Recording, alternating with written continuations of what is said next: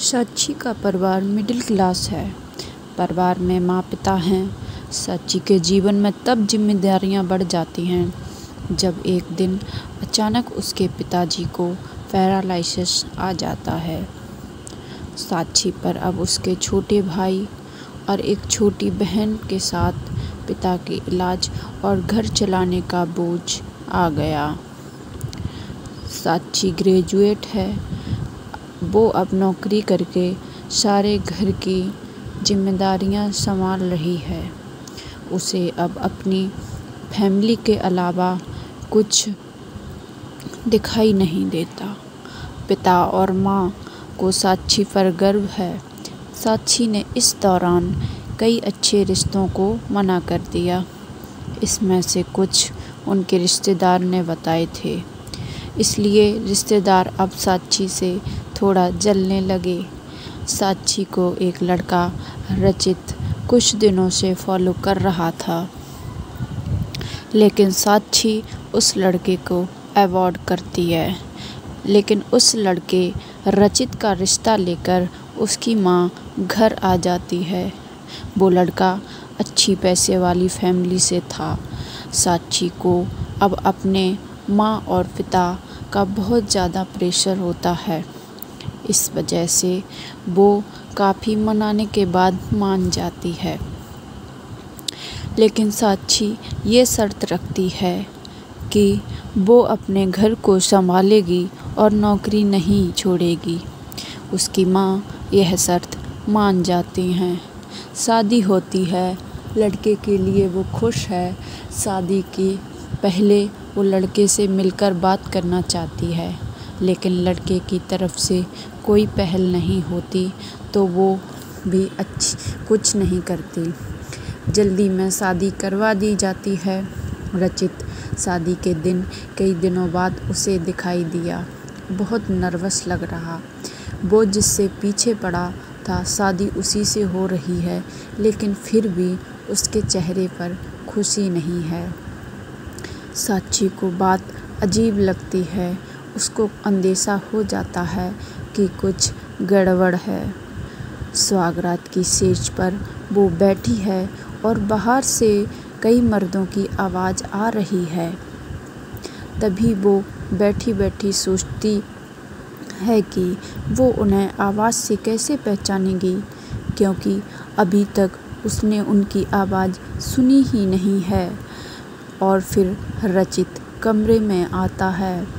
चेहरे का रंग भूरा उड़ा हुआ रहता है। साक्षी एक नज़र चुपके से उठाकर उसे देखती है। वो भी बिस्तर के एक कोने पर बैठ जाता है। कई देर हो जाती है। साक्षी को अजीब लगता है, क्योंकि रचित ना कुछ बोलता है और ना ही उसके पास आता है। फिर साक्षी ही पहल करती है और कहती है, सुनिए, आप इतने नर्वस मत होइए, मुझे आप पसंद हैं। रचित उसकी ओर मुड़ता है। साक्षी उसको पूछती है, आप खुश तो हैं ना? रचित केवल गर्दन हिलाता है। साक्षी, मुझे आपसे बहुत बातें करनी हैं, लेकिन आपने पहल ही नहीं की। चलिए अब करते हैं। रचित अभी भी चुप रहता है। साक्षी फिर बोलती है, आप कुछ बोल क्यों नहीं रहे? रचित की आंखों में अब आंसू आ जाते हैं। साक्षी घबरा जाती है। क्या हुआ, मुझे बताइए तो। रचित अब साइन भाषा में बताता है कि वो बोल नहीं सकता। साक्षी को धक्का लगता है। वो चुप हो जाती है और रचित से दूर हो जाती है। पहली रात ही उसे पता चल जाता है कि उसके परिवार वालों के साथ धोखा हुआ है, क्योंकि लड़के वालों ने इतनी बड़ी बात छिपाई। उसे धोखा बर्दाश्त नहीं होता है। वो अपने घर वापस लौट आती है। उसके परिवार को भी इस बात का पता नहीं होता। परिवार वाले भी यह सुनकर शॉक हो जाते हैं और अपने आप को कोसते हैं कि उन्होंने जल्दी जल्दी कर दी, पहले पता लगवाना था। साक्षी ने फैसला लिया कि अब वो कोर्ट में बात ले जाएगी। शादी के एक दिन बाद ही बात तलाक तक पहुंच जाती है। साक्षी तलाक की अर्जी देती है। रचित की माँ साक्षी के घर आती है। साक्षी की माँ उन्हें भला बुरा कहती है। साक्षी उन्हें रोकती है। वो पूछती है कि आपने इतनी बड़ी बात हमें बताना ज़रूरी नहीं समझा। रचित की माँ नीचे मुँह करके बातें सुन रही थी। रचित की माँ कहती है कि मैं अपने बेटे का भला ही चाहती हूँ और उसके पिता भी नहीं हैं। वो साक्षी को पसंद करता है, इसलिए वो साक्षी से शादी करना चाहता था। मैंने हिम्मत की बोलने की, मगर मैं कर नहीं पाई। मुझे डर भी लगा, क्योंकि पहली बार उसने कुछ करने को कहा। उसने तो मुझे बोला था कि तुम्हें सब कुछ बता दूं, और मैं चाहती भी थी, लेकिन नहीं कर पाई। मैंने रचित को भी झूठ बोला कि तुम मान गई, लेकिन शादी के पहले उसे पता चल गया कि मैंने उसको झूठ बोला है। तब तक देर हो गई थी, इसलिए वो खुश नहीं था। साक्षी, शायद तुम मुझे समझ पाओ। साक्षी अभी भी गुस्से में है। वो बोलती है कि मुझे रचित के ना बोलने से कोई प्रॉब्लम नहीं है। गुस्सा इस बात का है कि आपने धोखा दिया, झूठ बोला, और वो मुझे बर्दाश्त नहीं। तलाक की अर्जी के बाद रिश्तेदार तो साक्षी और उसके परिवार की इस हालत पर खुश थे। वहीं तलाक में अभी कुछ महीने का समय है। साक्षी अब अपने घर पर पहले के जीवन शैली पर लौट जाती है।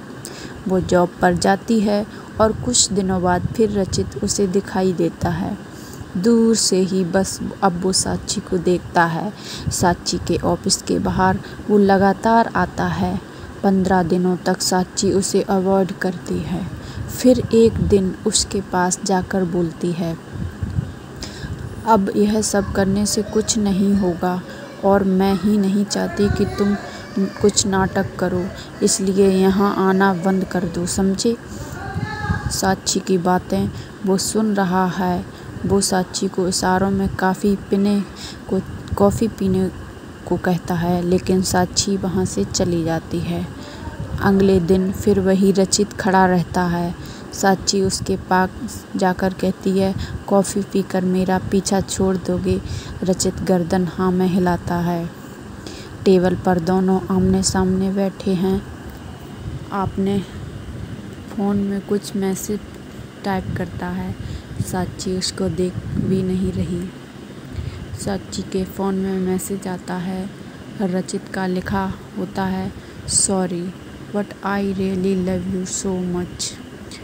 कोई भी बोलने वाला मुझसे ज़्यादा प्यार तुम्हें नहीं कर सकता, और बात तो झूठी भी कोई कह सकता, लेकिन आंखें हमेशा सच बोलती हैं। एक बार मेरी आंखों में देख लो, फिर तुम्हें जो सही लगे वो करना। साक्षी का सारा गुस्सा मैसेज पढ़ते ही चला गया। वो धीरे से अपनी आंखें उठाकर रचित की आंखों में देखती है, और उसकी आंखों से आंसू निकल आते हैं। भाई वो उसको बोलती है, पहले ऐसी बात नहीं लिख या कह सकते थे।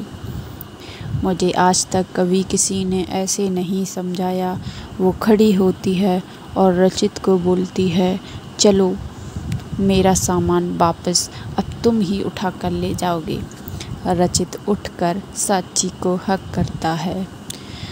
यह कहानी कैसी लगी हमें कमेंट में ज़रूर बताएं, और मेरे चैनल को सब्सक्राइब करें।